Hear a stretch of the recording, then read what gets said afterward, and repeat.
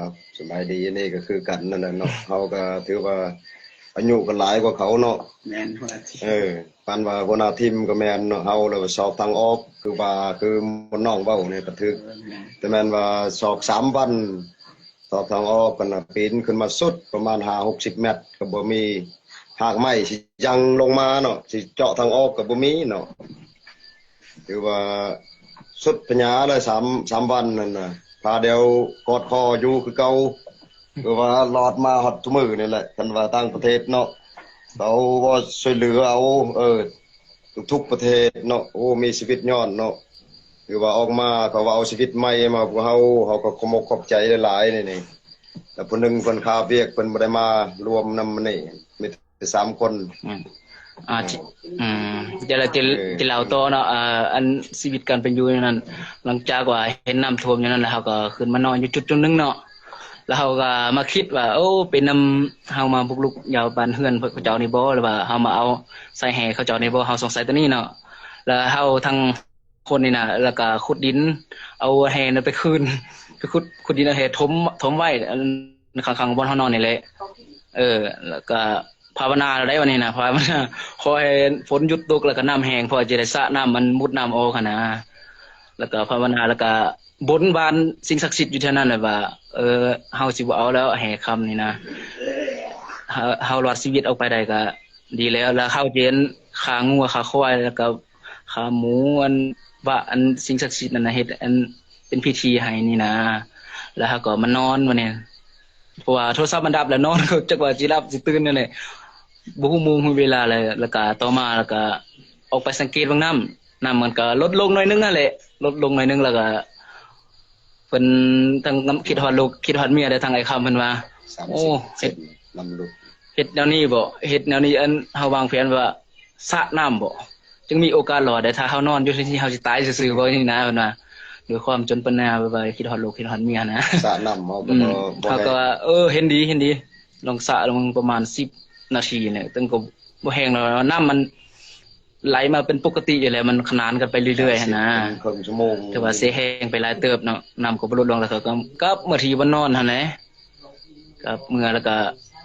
ปรึกษาเดียวบัดนี้นะโคมก็หมดไฟแล้วหมดไฟหลายอันเติบแล้วเพราะว่าแล้วปรึกษาแล้วใช้กัน2 คนไป2 ทางเพราะว่าไปเบิดทุกคนไปว่ามันโคมมันก็หมดไฟหั่นนะแล้วก็เฮาได้แบ่งคนไป2 ทางคือมืดหั่นมีมืดแล้วก็อิงแล้วก็เฮาเอาไฟฉายโฮมไฟฉายให้มืดกับอิงไป2 ทางออกเนาะเพราะว่าคันออกไดแล้วคนมาช่วยคันออกได้ถือว่ารอดหมดทีมหั่นนะแล้วเขาก็มากอดคอและอำลาพาจากกันได้วันนี้นะบนวันสิ่งศักดิ์สิทธิ์ขอให้ปกปักรักษาทั้ง2 คนนี้เพื่อให้เขาเจ้ารอดเมื่อแล้วก็นำคนมาสวยนั่นนี่นะไปหลังที่เขาเจ้าไปแล้วเป็นอะไรอิงโอ้ยไปหันก็มืดเนาะผู้พาเนี่ยก็2 คนเฮาก็ไปแล้วก็เข้าบนหูน้อยๆอันบนเก่าหั่นแหละไปแล้วก็คิดว่าสิน้ำมันสิลงบ่มันเป็นแอ่งเขียวๆหั่นนะลงไปคิดว่าสิรอดไปหั่นน่ะแต่สุดท้ายมันก็ไปเบิ่งก็มันแห้งอยู่แต่ว่าเข้าไปในหั่นมันจะแห้งไปเนาะเดี๋ยวเข้าไปในหั่นน่ะมันจะเป็นตาย่านขนาดใดน้ำมันเขียวคอมเมนต์ตอบถ่ายคลิปเด้อตัวใดที่บ่เข้าใจสิไปโตมันก็ไปบ่ได้นะคิดออกว่าหูมันน้อยๆหูมันเป็นแอ่งน้ำเนาะน้อยๆเข้าไปแล้วมันเป็นอันนี้เนาะน้ำท่วมเพดานถ้ำเลยนะมันสิเข้าไปกันเข้าไปบ่ได้บัดนี้โอ้จักที่แนวใดอยู่เฮากับอันผู้พานก็คิดยากคิดว่าสิออกไปให้ได้หั่นแหละคิดว่าออกไปแล้วสิพาอันคนมาเอาอันจุอ้ายจุพี่เพิ่นจุหมู่จุคู่อยู่หัน3 คนนั่นก็บ่ปะบ่ทีมเนาะก็ว่าสิออกไปได้หั่นนะแต่อันนี้ก็ชุดที่ปัญญาแล้วมาฮอดถ้าผู้พาหันหรือมื้อนั่นก็เราเห็นอันน่ะมันเป็นแหงหินนะแหงหินคิดว่าสิเป็นนั้นบ่อนออกว่าซั่นซะเราได้ปีนขึ้นเบิ่งเราบอกว่าอยู่มีท่าเด้อเดี๋ยวข่อยสิซื้ออันปีนขึ้นเบิ่งเราว่าเราก็ปีนขึ้นอยู่เทิงพุ่นแหละปีนขึ้นไปแล้วก็บ่เห็นหูออกว่านี่นะเราก็ลงมาแล้วไปสำรวจเบิ่งบ่นั้นเห็นหูนึงอีกก็สำรวจไป11 วันเนาะค่อนข้างจะยาวหน่อยนึงเนาะ